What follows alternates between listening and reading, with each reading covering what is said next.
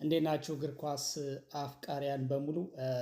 ትናንት አርሰናል ብሬንትፎርድን 2-0 ባሸነፈበት ጨዋታ ተቀይሮ የወጣው ዴክላን ራይስ መጎዳቱ እየተሰማ ነበረ። በነገራችን ላይ ያው ጨዋታውን አርሰናል ማሸነፉን ተከትሎ በዛ ድል ያው መሪነቱን በማጠናከሩ ምክንያት ትንሽ የሚፈትነዋል ተብሎ ተጠብቆ ስለነበረ አርሰናልም ተከታታይ ታላላቅ ጨዋታዎችን በማድረጉ ትንሽ የመዳከም ባህሪ ይታይበታል እና ሊሸነፍም ይችላል የሚል ስጋቱም ስለነበረ ያው ማሸነፉ ብዙዎቹን ስላስደሰተ እንጂ የዴክላን ራይስ መጎዳት የምርም እውነት ሲሪየስ ሆኖ ቢሆን ኖሮ በጣም ሌላ አሳዛኝ ጉዳይ ነበር የሚሆነው።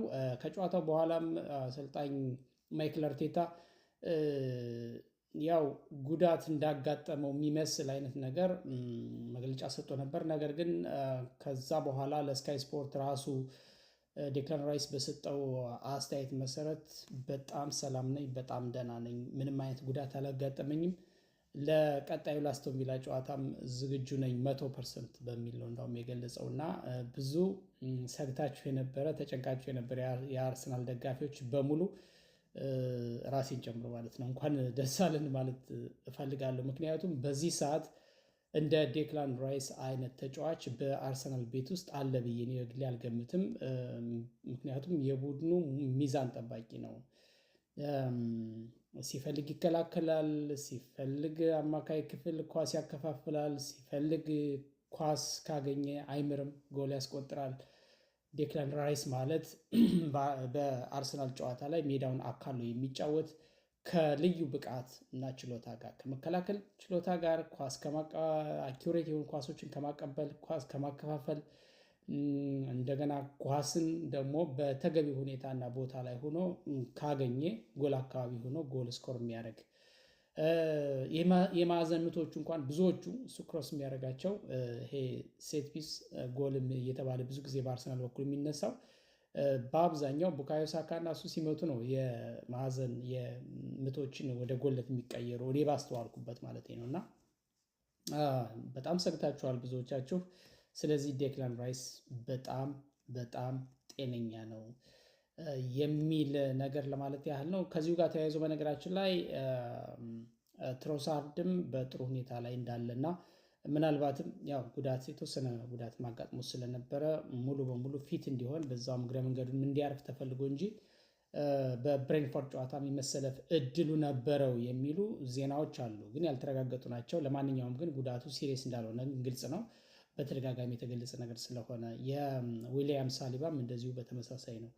እንግዲህ ለረጅም ጊዜ እንደሚታወቀው ከሜዳ የሚርቀው ያው ጋብሪኤል ማጋሊሽ ነው፣ ለረጅም ጊዜ ስል ለሳምንታት ማለት ነው። እና ከዛ ውጪ በአርሰናል ቤት ያለው ነገር በጣም ጥሩ ነው። በተለይ ከጉዳት ጋር በተያያዘ አሁን ማዱኬም ከጉዳት መልስ እንግዲህ ያያችሁት ነው ብሬንትፎርድ ላይ በተለይ የመጀመሪያዋ ኳስ ስትቆጠር እንዴት አይነት የኳስ ማቀበል ቴክኒክ እንደተጠቀመ እና ብቃቱ በምን ያህል አስተማማኝ ሁኔታ ውስጥ እንዳለ አይታችኋል። ሌሎቹም እነ ኦዲጋርድም እንደዚሁ ኦዲጋርዳውን ከሙሉ ብቃቱ ጋር ነው የመጣው እና ሌሎቹም ከጉዳት መልስ ብዙ ጊዜ ተጫዋቾች መጎዳታቸው ብቻ ሳይሆን ከጉዳት ሲመለሱ በምን አይነት ብቃታቸው ነው የሚመለሱ የሚለው ብዙ ጊዜ ጥያቄ የሚያስነሳው ነገር እሱ ነው። ምክንያቱም አቋማቸው ወርዶ ነው የሚመለሱት እና አሁን የተመለሱት በተለይ ኦዲጋርድ እና ማዱኬ በጥሩ ብቃታቸው ነው የተመለሱት። እንግዲህ እነዚህም ሳሊባ እና ትሮሳርድ እንግዲህ ጉዳታቸውን ቀላል ስለነበረ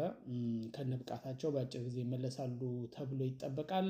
በአጠቃላይ አርሰናል እንግዲህ ጉዳት ከዚህ በላይ መቼም ሊፈትነው ይችላል ተብሎ አይገመትም። ነገር ግን ካለው የስኳድ ጥልቀት አንጻር ያን ያህል ብዙ ችግር ውስጥ ገብቷል ብሎ ማለት አይቻልም። ምክንያቱም ከቡድኑ ጥልቀት አንጻር ውጤቶቹን እያስጠበቀ የቀጠለበት ሁኔታ ነው ያለ። ከፊቱ በጣም አስቶን ቪላን ያህል ከባድ ፈታኝ ቡድን ይጠብቀዋል። ተደራራቢ ውድድሮች፣ ጨዋታዎች ይኖራሉ። እንግዲህ በቀጣይ የሚሆነውን አብረን የምናየው ነው የሚሆነው። ለማንኛውም በዋናነት አሁን የመጣሁበት ዋና ነገር ዴክላን ራይስ ተጎድቷል ብላችሁ በጣም ስጋት ውስጥ የወደቃችሁ በሙሉ ዴክላን ራይስ በሙሉ ጤንነት በሙሉ ብቃቱ እንዳለና በቀጣይም በአስቶን ቪላ ጨዋታ የምንመለከተው መሆኑን በ15ኛው ሳምንት የእንግሊዝ ፕሪሚየር ሊግ ጨዋታ መርሃ ግብር የምንመለከተው መሆኑን ከነ ብቃቱ በዚህ አጋጣሚ ለመጠቆም ነው። ድል ለአርሰናል ወደፊት